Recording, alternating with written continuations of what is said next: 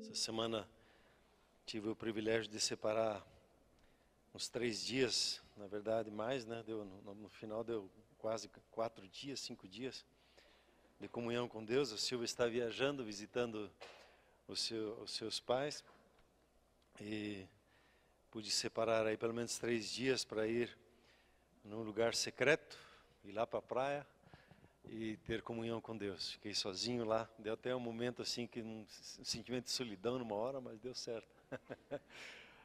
É interessante que algumas coisas que Deus vai falando conosco, elas são tão simples, né? Eu estava sentado à beira-mar, um pouquinho não na areia, um pouquinho mais para cima, num banco de areia ali, e estava lendo o livro e meditando sobre aquilo que estava ouvindo ali da parte de Deus, e me chamou a atenção o horizonte do mar. Aquele mar azul, estava um dia bonito, debaixo daquela palmeira, na sombra dela. E aqui me chamou assim a atenção a visão que se tem, né? Ampla. Normalmente, nossa visão não é uma visão tão aberta, tem muitos empecilhos no nosso dia a dia, que a gente não vê o horizonte. E olhando aquele horizonte, eu agradeci a Deus, fiquei olhando ali. E depois eu fui ouvir uma mensagem. E na mensagem o pastor dizia: sabe quando você está sentado na praia? Se tem aquela visão aberta, é esse tipo de visão que Deus vai te dar na sua vida.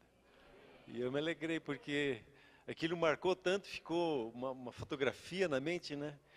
Uma visão aberta de entendimento. E eu declaro sobre a sua vida, a sua família, o seu negócio, o que você tem, receba da parte de Deus uma visão aberta, uma visão ampla dos seus negócios. Não só o passo próximo daqui a 2 anos, a 3 anos, a 5 anos, a 10 anos, a sua aposentadoria. Depois fui sentar e trabalhar o meu meu planejamento de vida, que vai lá até os seus 90 anos, né? Fui lá ver como é que eu planejei os meus 80 anos e vindo para cá. Uma visão ampla da parte de Deus sobre o seu caminhar, a sua vida. Você não veja só o dia de amanhã, só veja a hora, o horário para dormir, mas uma visão ampla de vida, daquilo que Deus tem separado e preparado para a sua vida. E quando nós começamos a ver a vida assim, a visão ela abre em relação às Escrituras, e você vê que Deus trabalha muito com a visão aberta, de tempo. Deus não vê só o dia de hoje, não vê só esta hora, mesmo que Ele chama o dia de hoje, o dia de agora para tratar contigo. Mas o planejamento dele, a visão aberta, ele diz: desde o início, eu estou falando que vai ser o fim. A visão de Deus é ver o início até o fim, tudo de uma vez só. Impressionante isso, você vê no mar, você vê isso, né? O horizonte fora. E Deus tem uma visão assim sobre a sua vida. E hoje uma das coisas que Ele vai falar, eu me alegrei com isso, foi ministrado, e eu creio que vai ministrar a sua vida na história da conversão de Paulo. Veja lá comigo Atos, capítulo número 9, versículo de número 31. E o título da mensagem é O Fruto do Improvável. Pois eu estava vendo a meditação de hoje da manhã, veio bem disso, né? O improvável vai acontecer, quer dizer, a virgem vai ter filho. Mas como assim? Deus trabalha com alguns momentos em sua história, na visão que Ele tem sobre a sua vida, com os improváveis. E o momento com Saulo foi um improvável. E o resultado desse improvável é esse um versículo aqui. A igreja, ela passava por um período de paz em toda a Judéia, Galiléia, Samaria, que eram as regiões ali, toda a nação de Israel. E ela se edificava e, encorajada pelo Espírito Santo, crescia em número, vivendo no temor do Senhor. A igreja passava então por um período de paz, mas ela não estava, antes desse momento com Paulo, não estava vivendo um tempo muito agradável, estava vivendo um tempo muito apertado. Um tempo onde pessoas eram mortas, onde outros eram presos, e outros, quando abria a porta, já tinham medo que alguém ia pegar eles. Um tempo muito difícil que a igreja estava passando. E nós temos falado nesse ano da frutificação, e nesse período que nós estamos, nesses 2 meses, como um tempo da comunhão, e nós somos chamados à comunhão, a participarmos de tudo que Deus é. E tudo que é dele, os pensamentos dele, tudo que ele tem, está separado e aberto para a sua vida. E ele nos batizou em um só corpo, quer dizer, o mesmo Deus que você serve, o mesmo Espírito que você recebeu, eu também recebi, e a pessoa ao seu lado também recebeu. Esse mesmo Espírito que foi dado a cada um de nós, nos batizou para sermos um corpo, uma igreja de relacionamentos. Quando nós sentamos à mesa, é a figura da igreja, onde o Senhor Jesus se assenta com você na mesa, e isso é a igreja. É a comunhão, é o estar juntos, é o conversar juntos. Provavelmente você fez isso hoje com a sua família. E o Senhor Jesus, Ele ora pela sua família, Ele ora por nós, dizendo assim que nós sejamos um, como Ele é com o Pai e Ele é conosco, e que nós sejamos com eles. Ao mesmo nível de intimidade que o Senhor Jesus tem com o Pai, é seu também. Você pode dar uma glória a Deus por isso? Pensou nisso já um dia ou não? O mesmo nível, a mesma intimidade, é seu. A gente se distrai com tantas coisas no dia a dia que a gente perde isso, mas é seu, está lá. A comunhão com Deus é muito simples, é como sentar à mesa e conversar com Ele. A oração é muito simples, é uma conversa, onde um fala e outro responde, outro fala e outro escuta. A oração é isso, a gente tem complicado um pouquinho a oração, né? E feito alguma coisa diferente na oração, mas nós somos chamados à comunhão, a participar.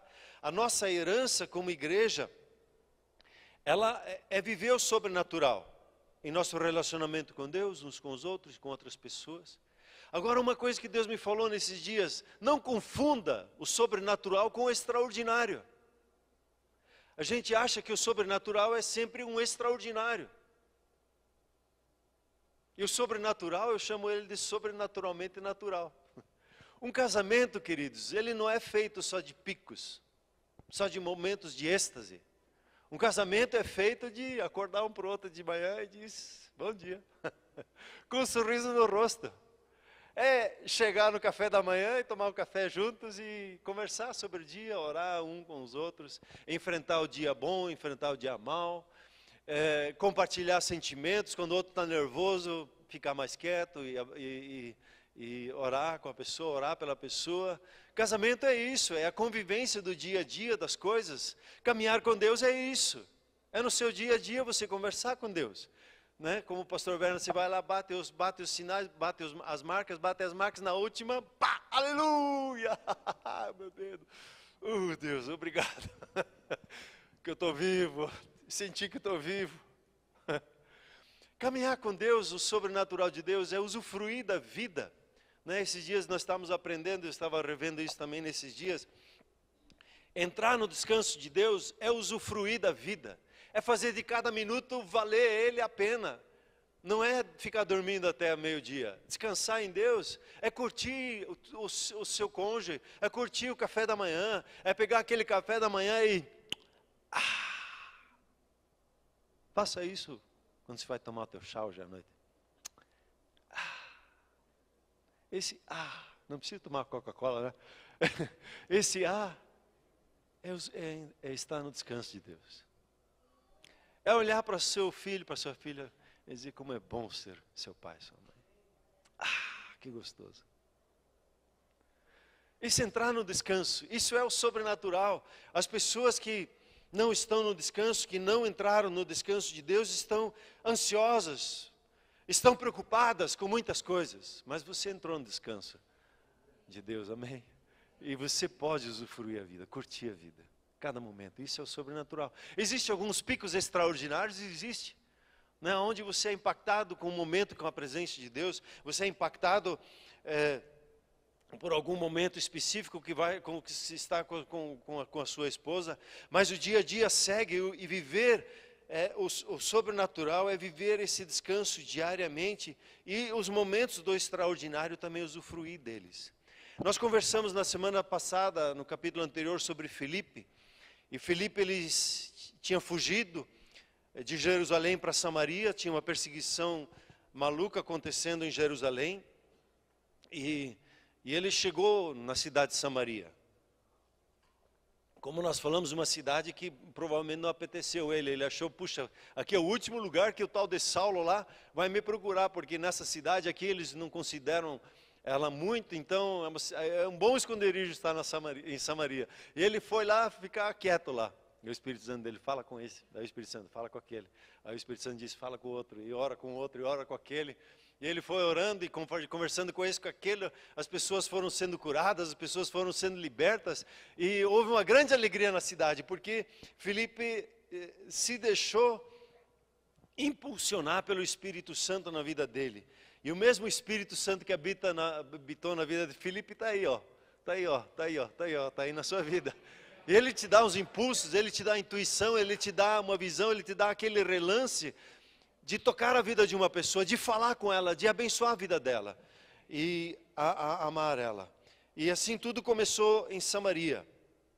E Filipe decidiu então experimentar a comunhão com Deus e abençoar aquela cidade.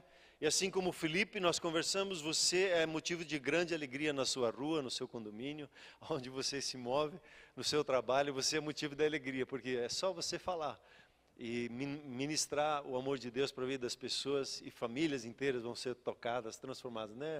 Né, Carlos? Não é assim que acontece quando acontece uma visita um tempo. Mas a perseguição, ela continuava louca lá em Jerusalém. E tinha um tal de Saulo lá. O Saulo, veja o versículo 1 do capítulo 9. Saulo, ele estava bufando lá. Enquanto isso, Saulo ainda respirava ameaça, vou pegar essa turma de morte, né? Contra os discípulos do Senhor. E Saulo não era fraco não, ele era muito determinado na caminhada dele. E aí ele se dirigiu ao sumo sacerdote. A Bíblia não nos conta, mas alguma coisa diferente estava acontecendo em Damasco. Algum discípulo foi lá para Damasco. Damasco é uma cidade que fica bem 200 quilômetros ao norte de Jerusalém. E Saulo, ele estava decidido, ele ouviu alguma coisa lá de Damasco, ele queria exterminar o testemunho que havia lá em Damasco. E ele vai para os sacerdotes e ele pede uma carta de autorização, ele vai lá pedir, como é que diz quando o juiz dá lá uma carta de autorização para executar lá a ordem? Um mandato, né, alguma coisa assim, uma ordem de comando lá. E ele foi pedir, ele recebeu isso, e um outro Filipe estava em Damasco. Talvez Ananias era o nome dele, que aparece aqui na história. E havia alguma coisa acontecendo em Damasco, porque Jerusalém, os líderes de Jerusalém ficaram incomodados. E Saulo, ele ficou tão incomodado com aquilo que ele disse, eu vou para lá, eu vou pegar aquela turma lá em Damasco. Esses crentes de uma figa, né? Vou pegar eles. Damasco, também esses dias aí foi alvo, né, de alguns tomahawks dos americanos, né? Levou algumas balas lá, alguns mísseis. Damasco é uma cidade muito importante no contexto bíblico, sempre envolvido, né? Tem muitas histórias em torno de Damasco. E como disse, fica mais ou menos uns 200 quilômetros. Se uma pessoa anda uns 30 quilômetros por dia, ele levou pelo menos 6 dias, 7 dias para chegar lá, andando.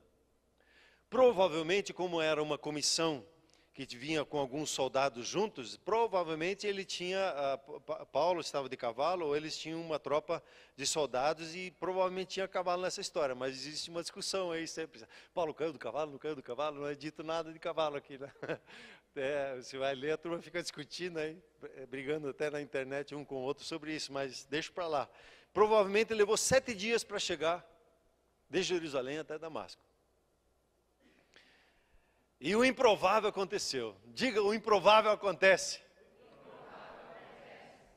E nessa semana, ele chegando perto de Damasco, deve já uns 5 dias, 6 dias de caminhada, já devia estar mais perto lá de Damasco. Saulo, ele teve um encontro com o Senhor Jesus. E ele ouviu uma voz audível. Uma luz se manifestou. E veio uma voz, Saulo, Saulo, por que você me persegue? Alguns acham que foi mais romântico, né? Saulo, Saulo, por que você me persegue? Eu acho que não foi assim. Saulo, Saulo, por que você me persegue? Eu estava ouvindo uma outra mensagem nesses dias, e o pastor que estava falando, ele disse, eu tive uma experiência na minha vida de ouvir audivelmente a voz de Deus. Ele disse, sempre gostei de contar essa história, essa experiência foi algo que me marcou. E um dia, enquanto eu estava conversando com Deus, Deus perguntou para mim, disse para mim assim, você gosta, né, de ficar falando desse testemunho que você ouviu a minha voz audivelmente? Eu disse, eu gosto muito, é uma história bem bacana. E por que você gosta de falar dessa história? E normalmente assim, quando Deus começa a conversar com a gente e fazer algumas perguntas, não é que Deus está querendo informação, Ele está atrás de mostrar alguma coisa para a gente, sobre nós mesmos. Ele disse, bem, aí Deus testifica assim, é porque você se acha um pouquinho mais que os outros, né? Deus. Aí ele disse, o meu sentimento assim, que eu achava que era mais importante que os outros, começou a diminuir. Ele disse, sabe por que eu tive que falar em voz audível com você? Aí ele já estava bem pequenininho. Disse, não, senhor, é que você não estava me ouvindo. Eu falava, você não estava me ouvindo, eu tive que falar alto com você. E Saulo, eu acho que era mais ou menos nessa linha aí. Deus estava falando pelo testemunho da igreja, ele viu o testemunho de Estevão, que ele esteve lá na morte dele, consentindo com a morte, aprovando aquilo, assinando lá, tá todo mundo livre aí que está matando, pode matar mesmo. E ele ouviu o testemunho de outro, e viu outro preso, e viu todo aquele processo, e ele deve ter percebido Deus falando com ele. Só que a fúria dele era tão grande que ele estava tapado, ele não conseguia ouvir. E não conseguia discernir a voz de Deus falando com ele. Tão religioso que ele era, com suas condutas, com o que era certo e errado, ele estava tão cegado com aquilo, que Deus teve que lançar uma luz sobre ele. Saulo, para com isso!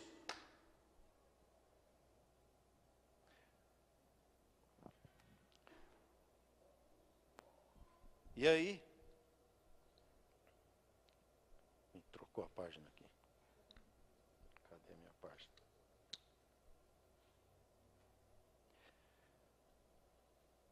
E aí, faltou a minha página aqui, mas tudo bem. Acontece, né? Quando conhece aquela história que o pastor, ele era novo, daí ele começou a pregar, daí faltou a folha. E aí, ele tinha aprendido na escola que se você não sabe a próxima frase, você repete a anterior. Daí você fica mais incisivo, né?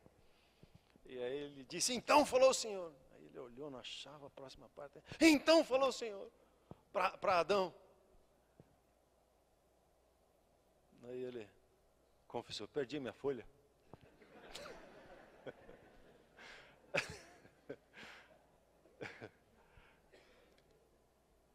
Saulo, ele ouviu a voz de Deus. E ele foi impactado e confrontado da parte de Deus na caminhada dele. E o improvável aconteceu na vida de Saulo. Ele chamou ao Senhor Jesus de Senhor, denotando que ele havia convertido o coração, ele reconheceu Jesus como Senhor na vida dele. E as outras pessoas que estavam ao redor dele, todos os soldados que estavam juntos, eles ouviram a voz, mas não entenderam. É como o trovão. Alguém disse assim, né?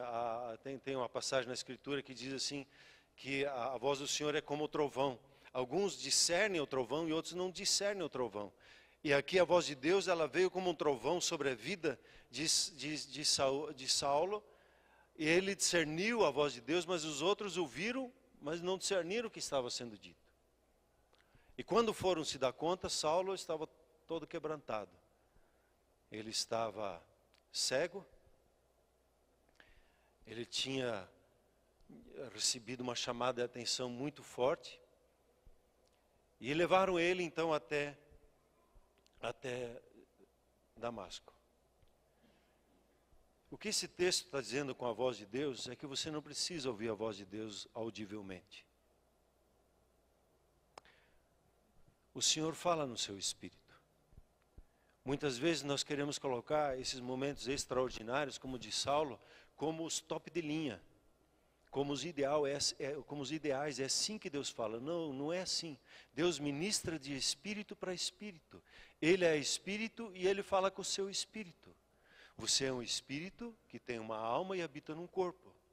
E Deus ministra o seu coração com a fala dEle, ministrando a você no seu espírito.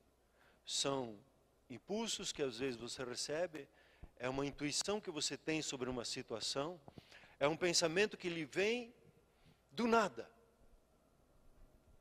E aí você vai analisar com a tua mente aquele pensamento, se é de Deus ou não é. Mas Deus fala ao seu coração, sempre está falando. Ele não precisa gritar com você para que você ouça Ele. Não vamos ser como aqueles que acham que precisam disso. Se Deus necessitar te chamar a atenção, Ele vai te chamar a atenção. Mas Ele fala continuamente na sua vida. Muitos acham que não ouvem a voz audível, Deus não está falando. Deus está falando com você. Deus ministra o seu coração nessa noite. Ele já te deu vários pensamentos, Ele já te deu vários impulsos durante o louvor, durante as orações, durante o aviso. Você já recebeu várias ministrações da parte dEle. E Ele está falando com você sobre os seus negócios. Ele está falando com você sobre a sua família. Deus tem um interesse imenso, inclusive interesse emocional para que a sua família vá bem. Ele torce pela sua família. Ele torce para que você vá bem nos seus negócios. E Ele está ali querendo te dar ideias, querendo te dar soluções. Ele quer participar, como foi com os discípulos. Ele quer cooperar com você na sua obra. Na obra que Ele lhe confiou. Ele é parceiro. O Espírito, Ele compartilha o Espírito dEle na sua vida para quê? Para que você se sinta bem? Não, porque Ele quer se envolver com você e caminhar com você. E ministrar a sua vida por onde você caminha. E quando Paulo ele tem esse momento, houve um antes e um depois dessa visitação da parte de Deus. À noite, o tempo difícil sobre a igreja, a perseguição, o medo, estava ali na vida da igreja. E essa intervenção na vida de Saulo fez com que a noite acabasse. O texto bíblico diz assim, a tristeza, o choro, pode durar uma noite. Mas a alegria, ela vem pela manhã. Hoje o Senhor te diz, o teu tempo de pesar, o teu tempo de dificuldade, ele vai passar. As lutas, elas têm um tempo, passa. A noite ela passa. O dia ele está diante de você. A alegria vem pela manhã. O choro pode durar uma noite. A dificuldade pode estar ali. Nós passamos por algumas dificuldades, sim. Mas o dia está vindo. E você pode se alegrar pelo dia que está vindo, porque a alegria vem lá. E o Senhor é contigo no meio da noite. Mesmo que eu passe pelo vale da sombra da morte, não temerei mal algum. Por quê? Porque o Senhor é comigo. No meio da luta, no meio da dificuldade. Não há acusação na sua vida se tem um problema. Deus não está zangado com você. Não está te castigando. Deus ama a sua vida, Deus te quer bem. E no meio da situação Ele chora com você. Ele luta com você. E Ele passa com você em vitória por ali. À noite tem o seu choro, mas a alegria vem pela manhã. Uhul! Pode bater palma mesmo. Pode dar glória a Deus. A noite vai passar. A alegria vem pela manhã. É só mais um pouco. É só mais um pouco. É só mais um pouco. Juliane, você que está me vendo ali na internet, vai passar esse tempo na cama. É só alguns meses ainda. Você vai trazer o seu bebê saudável até o final. Firme e forte. Não desanime.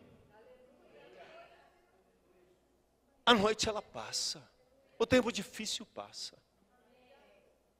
Você já experimentou isso na sua vida? Você já teve tempos talvez até mais difíceis que você passou? E você superou. Só persevere mais um pouco. Glorifique a Deus mais um pouco. Firme o seu coração mais um pouco, tudo passa. E o Senhor foi falar com Ananias. Agora ele precisava tratar com Ananias. Ananias provavelmente tinha ouvido falar, né? O texto diz disso, que o tal de Saulo vinha bufando. Vinha para matar. E provavelmente ele era um dos líderes. Provavelmente ele era a linha de frente. Provavelmente ele estava na primeira lista dos nomes dali, dessa ordem de perseguição que ele vinha trazendo consigo. Interessante que o Senhor fala com Ananias. Em primeiro lugar, o Senhor o chama pelo nome. E diz, Ananias. E ele de pronto responde, eis-me aqui, Senhor. E essa é a postura quando Deus fala. Eis-me aqui. É ter disposição, é só isso. Deus não pede mais nada de nós. É só disposição. E Ananias, assim, tinha isso claro, porque o texto diz lá, e disse-lhe o Senhor numa visão, Ananias. Ananias provavelmente, ele não estava preocupado com o seu trabalho, ele estava num momento de meditação, ele estava presente no momento. E no meio desse aquietar-se que ele tinha ali, ele ouviu Deus falar com ele. Ele teve uma visão. Ele deu uma oportunidade para se aquietar e ouvir a Deus. E uma das coisas que Deus tem me ensinado e está me ensinando, estou aprendendo isso devagarzinho, é viver mais consciente no dia, na hora, no momento. Não sei se você tem esse problema, mas eu às vezes fico aqui e estou lá. Estou lá, eu estou aqui. Estou aqui e estou lá no outro lugar. Tem tanta coisa para fazer, aí será que eu tranquei o carro ou não tranquei o carro? Porque eu fiz no automático, não estou no momento presente ali. E eu aprendi a começar a dar mais algumas paradas durante o meu dia e respirar mais fundo. Ficar um tempo respirando. A respiração traz uma certa consciência presente, né? E Ananias devia estar num tempo assim. E aí ele tem uma visão, e a maneira como Deus fala com você, comigo, é assim, né? É até outra coisa que eu estava ouvindo esses dias, quando é dito lá em Atos, que Deus derramaria o seu Espírito, e com isso visões, sonhos e profecias, esse derramar é uma enxurrada. Deus quer te dar enxurrada de visões, enxurrada de sonhos, enxurradas de profecias para trazer as soluções que você precisa e que Ele quer que você traga para as outras pessoas que não conseguem ouvir a Ele. Enxurrada de visões e sonhos. E Ananias, ele teve uma visão com o Senhor Jesus. E o Senhor deu uma ordem para ele. Veja o que Deus falou com ele no versículo 11 e no versículo 12 de Atos. Numa visão viu um homem chamado Ananias, não, 11 antes.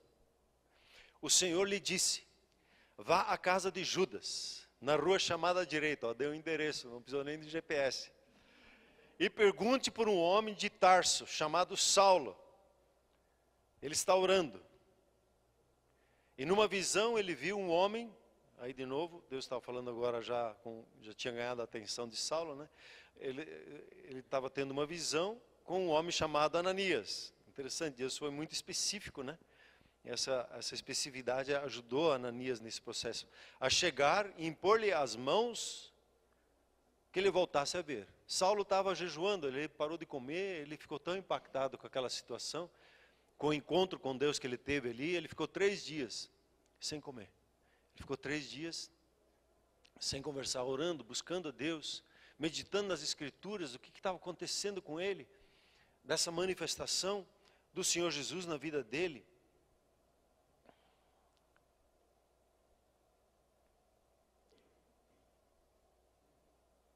Agora imagine, você ouviu a notícia que o tal de Saulo de Tarso estava vindo para a sua cidade. Aquele que pegou teu primo, aquele que, no caso provavelmente foi o que aconteceu com Ananias, teve que fugir de Jerusalém, teve que deixar tudo, só pegar uma trouxa na mão e perna para que te quero. E agora as notícias vêm pelo WhatsApp lá que o tal do Ananias, que o tal de Saulo de Tarso está para ter pegado de novo. Isso vai começar tudo de novo, isso. E as informações que Ananias tinha não eram tão boas. E agora, Deus, o Senhor pede que eu vá lá, cure ele, bem feito. Que fique cego. Não tenho interesse nenhum de curar ele. Não era assim que eu ia ser? Bem desse jeito. É a justiça de Deus que caiu na vida dele. O juízo pegou ele agora eu quero ver.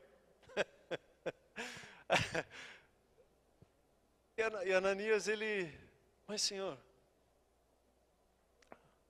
e agora, Senhor? O Senhor quer que eu vá lá e cure ele. E Ananias conversa abertamente, e isso é oração. Ananias abriu o coração, abriu os seus medos, as suas lutas com relação a esse momento, e o perigo que a vida dele corria se ele fosse lá. Porque ele pensou, esse Saulo está de armação, né? Até enganou o Senhor aí, ele está fazendo de conta lá só para pegar a gente. E ele discutiu com o Senhor, isso é a oração.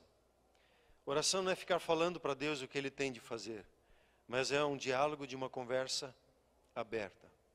E o interessante é que o Senhor Jesus não entrou na conversa de Ananias, Ele insistiu com Ananias. E disse o seguinte para ele lá no versículo 15, dizendo para ele, mas o Senhor disse a Ananias, vá, este homem é meu instrumento escolhido para levar o meu nome perante os gentios e seus reis, e perante o povo de Israel. E o 16, mostrarei a ele o quanto ele deve de sofrer pelo meu nome. O propósito de Deus na vida de Ananias, agora ia se completar, tocando o propósito de Deus na vida de Saulo. Ananias ouve o propósito do Senhor, e ele tinha o mesmo chamado que Saulo tinha, de tocar vidas. E quando Ananias obedece, ele foi um instrumento usado por Deus para acabar com a noite, para acabar com a perseguição, para acabar com aquele mal.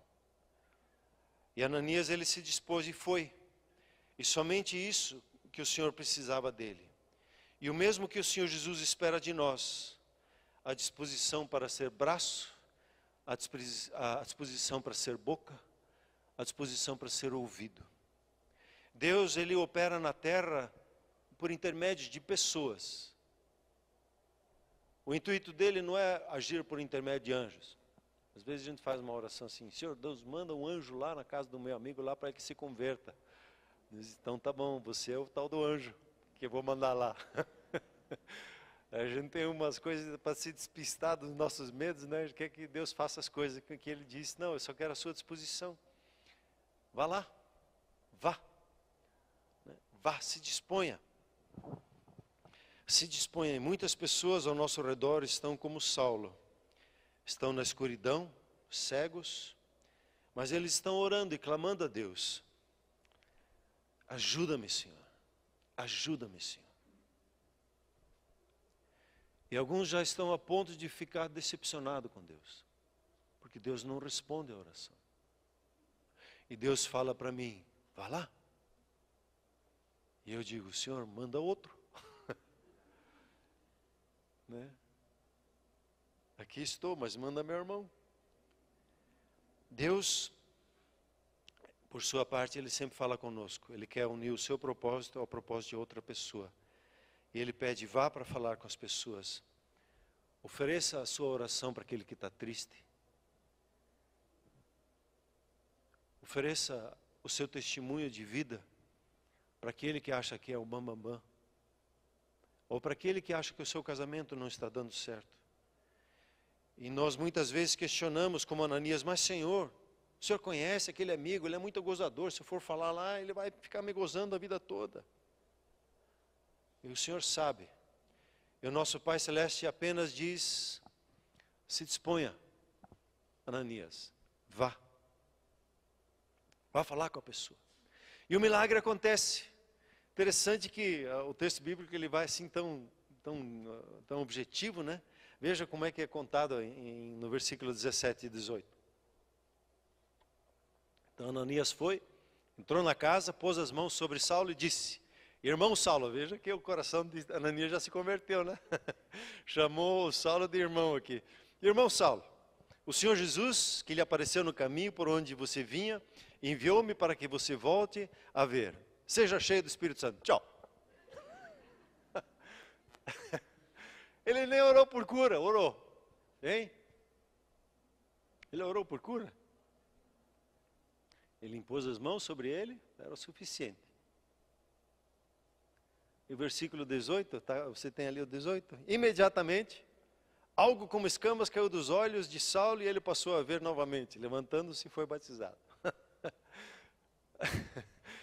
Impressionante, né? A objetividade que Ananias entrou lá. Que nem o pequeno Israel. Põe a mão, pá, está resolvido. Ananias não amarrou entidade nenhuma aqui.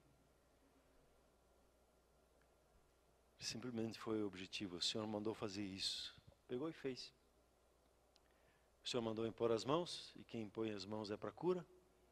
E diz, receba o Espírito Santo. Ele foi batizado no Espírito Santo, mas já era convertido?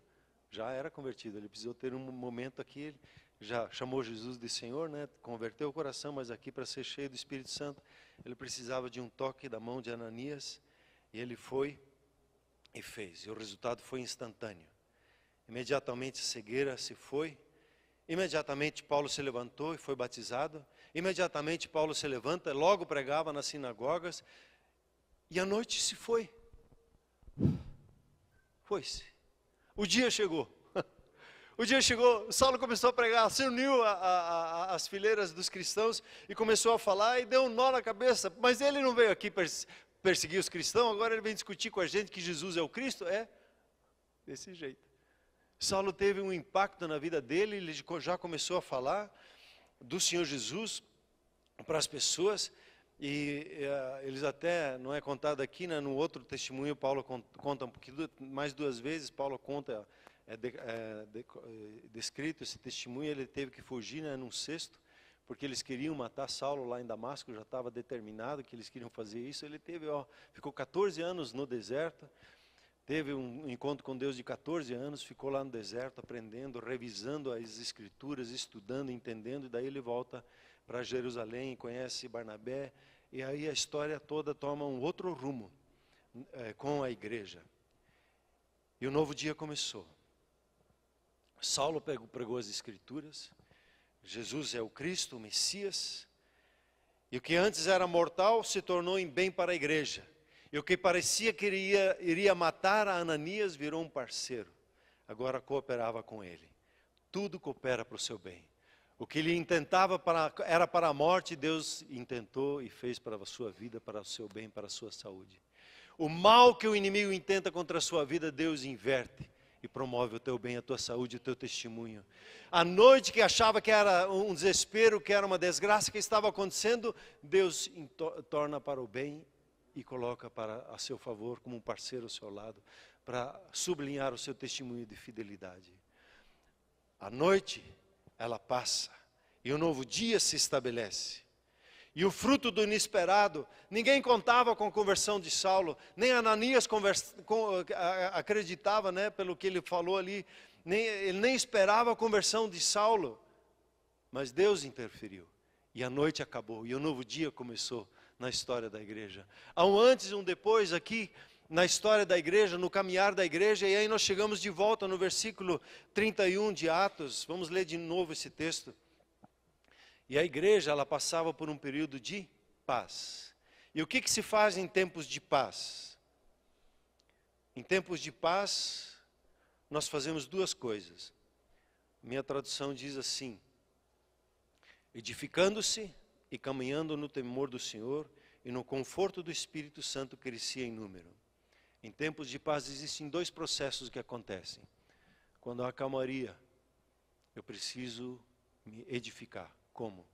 Tendo comunhão com Deus, separando um tempo para estar com Deus. separando um tempo para ler e estudar a palavra de Deus, como nós queremos fazer no próximo sábado. Um dia inteiro estudar a Bíblia, né? Conversar, bater um papo, vai ser bem tranquilo, nada de corre-corre, vamos conversar bastante. É tempo de edificar, é tempo de paz, tempo de se fortalecer na comunhão com Deus, no ler, no meditar, no conversar sobre ela. Quando as coisas vão bem e a noite não está ali, está dia pleno, as coisas estão tudo bombando, está tudo bem, é tempo de se edificar, é tempo de se fortalecer, é tempo de ficar forte, no edificar uns aos outros, é dar o seu testemunho como você superou para aquele que está no meio da luta. É tempo de você se edificar e fortalecer ao outro, orar por ele, testemunhar com ele. Em tempos de paz, se edifica, se constrói. Assim os reis de Israel faziam, né? Nos tempos que não havia guerra, era tempo de edificar, era tempo de oração, é tempo de palavra, é tempo de sentar à mesa com a família, conversar e orar uns com os outros. Normalmente, o que acontece? Em tempos difíceis, que as pessoas buscam a Deus em oração. E não precisa. Em tempos bons, em tempos de calmaria, em tempos de paz, é tempo de buscar a Deus. É tempo de insistir no conhecimento da palavra, de meditar no tempo da palavra. É tempo de mergulhar nas coisas que Deus está dando e edificar a sua vida, se fortalecer e fortalecer a vida dos outros. Eles estavam se edificando uns aos outros, construindo um a vida do outro. É tempo de conversar sobre o que Deus está lhe mostrando, o que Deus está falando com você. E tinha um outro processo, que é o processo do caminhar. A igreja continuou a caminhar com dois aspectos da caminhada da igreja. No temor do Senhor, eu sei que vou prestar contas da maneira como estou gastando meu dinheiro, da maneira como estou tratando a minha família, da maneira como estou investindo meu tempo. Vou prestar conta de cada uma dessas coisas. Então eu vou cuidar, eu vou caminhar com temor do Senhor, eu vou caminhar com o cuidado de honrar a Deus em tudo que eu faço, na maneira que eu falo, na maneira que eu conduzo os meus negócios, que eu conduzo a minha família, na maneira que eu enfrento os desafios que eu tenho e no conforto do Espírito Santo. Essa palavra conforto, ela pode entender também o encorajamento do Espírito, para darmos testemunho. Porque esses dois processos de se edificar e de caminhar no temor do Senhor e ser encorajado pelo Espírito Santo, dava para eles o que eles cresciam em número. Mais pessoas eram tomadas. Por causa do número? Não. Por causa da influência. A influência deles aumentou. Mais pessoas foram ganhas. Mais pessoas foram abençoadas. Mais pessoas saíram da cegueira como Saulo e entraram para a luz. Mais noites acabaram e começaram um novo dia. Tem muita gente ao nosso redor no meio da noite clamando por Deus. Clamando por alguém que traga a luz. E nós somos os pés, nós somos as mãos, nós somos a boca, nós somos os olhos, nós somos os ouvidos do Senhor Jesus sobre a face da terra. E Ele quer agir por seu intermédio. E o Espírito Santo encoraja. Ele vem ao lado e vamos lá, vai ser bênção, vamos tocar, vai dar certo. Testemunha, fala, deixa a semente lá. A pessoa vai ser tocada, ela vai ser trabalhada. Vamos semear a palavra de Deus, agora é hora, agora é hora. E o resultado desse tempo de paz, de caminhada, foi então um crescimento numérico. Mais pessoas foram abençoadas pela igreja, mais pessoas foram alcançadas, como Saulo foi, e a história da igreja, a partir desse momento, entrou num novo momento. A partir do capítulo 10, se vê na história de Atos, um novo momento entra. Um novo desafio se apresenta. A igreja foi se fortalecendo, porque ela ia entrar num novo desafio. Um novo desafio agora era não só tocar os judeus, era de tocar aqueles que não eram judeus, de falar com eles, de alcançar. O novo desafio se preparava. Saulo era uma peça importante nesse processo, e nós vamos ver isso um pouquinho mais adiante. Então, queridos, concluindo. Se você está no meio da noite e quer que um novo dia venha em sua vida, eu lhe convido a fazer essa breve oração que Saulo fez. Quem és tu, Senhor? E a resposta foi: eu sou Jesus. Hoje é dia de você ter o seu encontro. Hoje é dia de você sair da escuridão, sair da opressão e vir para a luz. Ouça a voz dele nesta hora falando no seu coração, perceba o mover que há dentro do teu coração, nos teus pensamentos, a luta que tem dentro de você, vou, não vou, quero, não quero, aceito, não aceito, entrego, não entrego. A sua oração faz toda a diferença quando se diz, Senhor, eu quero. Senhor, aqui está meu coração. E a igreja que está aqui quer orar com você. E eu quero te franquear essa oportunidade de você abrir o seu coração e entregar a sua vida. E vir para um novo dia, para um novo tempo na sua vida. Vamos nos colocar em pé, por gentileza.